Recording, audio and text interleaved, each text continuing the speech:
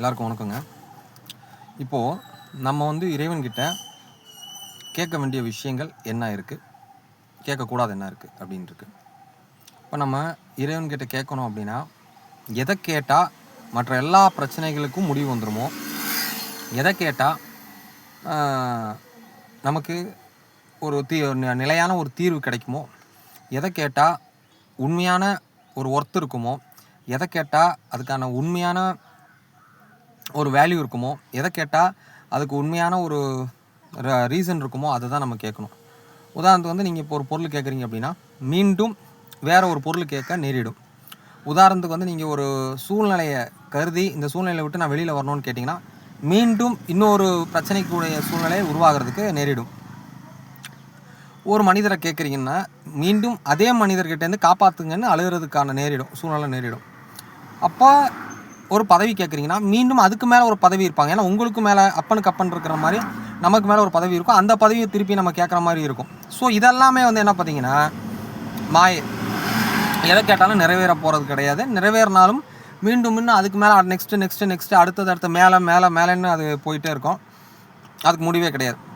சரி, அப்போ என்ன உலகத்தையே கேட்டுடலாமா அப்படின்னா உலகத்தை விட்டு அதுக்கு மேலே பார்த்தீங்கன்னா அடுத்த கிரகங்கள் இருக்குது. எதை கேட்டால் எதையுமே வந்து நம்ம எதையுமே கேட்க வேண்டிய விஷயம் இல்லை அப்படின்னா நமக்கு தேவை மன நிறைவு. நம்ம கேட்க வேண்டியது மன நிறைவு.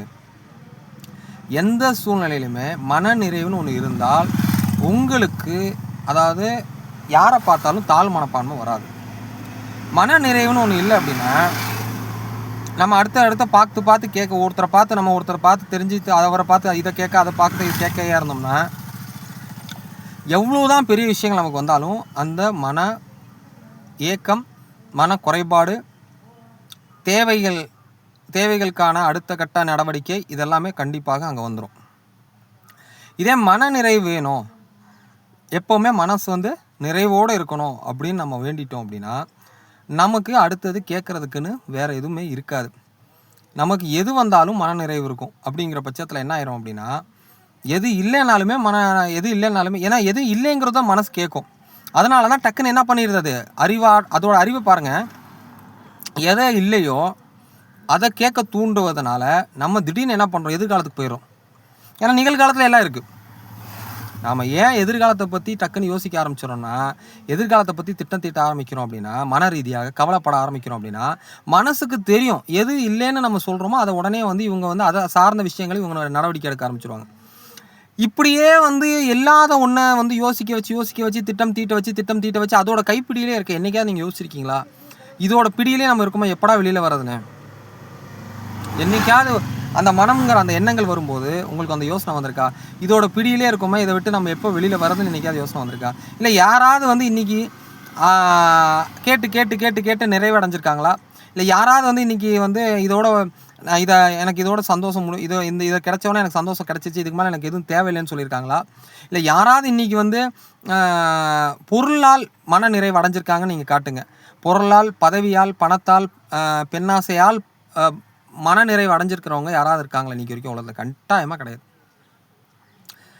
இது வந்துட்டால் இதுக்கு பெட்டராக இன்னும் நல்லா இருந்திருக்கலாம், இது வந்துட்டால் இதுக்கு பெட்டராக இன்னும் கொஞ்சம் திங்க் பண்ணியிருக்கலாம், இந்த வேலை கிடச்சா இதை விட பெட்டராக இன்னும் அடுத்த வேலைக்கு போகலாம், இந்த போஸ்டிங் தான் இதை விட பெட்டராக போகலாம், பெட்டர்னு போயிட்டே தான் இருக்கும். ஆனால் மன நிறைவு இருந்துட்டால் எதுவுமே இல்லைனாலும் நீங்கள் தாங்க ராஜா. அதை பாருங்கள், எதுவுமே தேவையில்லைங்க, நாம் தாங்க ராஜா அப்படிங்கிற நிறைவு இருந்துச்சு அப்படின்னா யாராலையும் நம்மளை அசைச்சிக்க முடியாது. நம்ம வந்து ஒரு புடிமானத்தோடு இருக்கணும், ஒரு வைராகியத்தோடு இருக்கணும். சரிங்களா? சுழண்டு போகக்கூடாது, பயந்து விடக்கூடாது, மிரண்டு விடக்கூடாது, மிரள வைக்கும் நம்மளை. மனசு வந்து மிரள வைக்கும். நம்ம எந்த காரணத்தும் பிறலக்கூடாது. ஸோ அதை வந்து ஆணித்தரமாக நம்ம வந்து யோசிக்கணும்.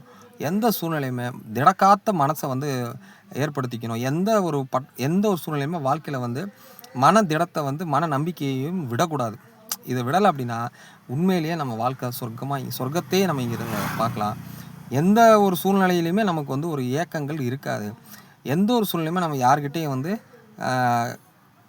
கை கட்டி நிற்கணும் அவசியம் இல்லை. எந்த சூழ்நிலையும் நம்ம வந்து யாருக்கிட்டையும் வந்து நமக்கு வந்து ஒரு தாழ் மனப்பான்மை உருவாகாது. புரியுதுங்களா? ஸோ மன நிறைவு ரொம்ப முக்கியம். அதை மட்டும் கடவுள்கிட்ட கேளுங்க. அது இருந்துட்டாலே போதும், நம்ம வாழ்க்கையை ஜெயிச்சிடலாம். நன்றி.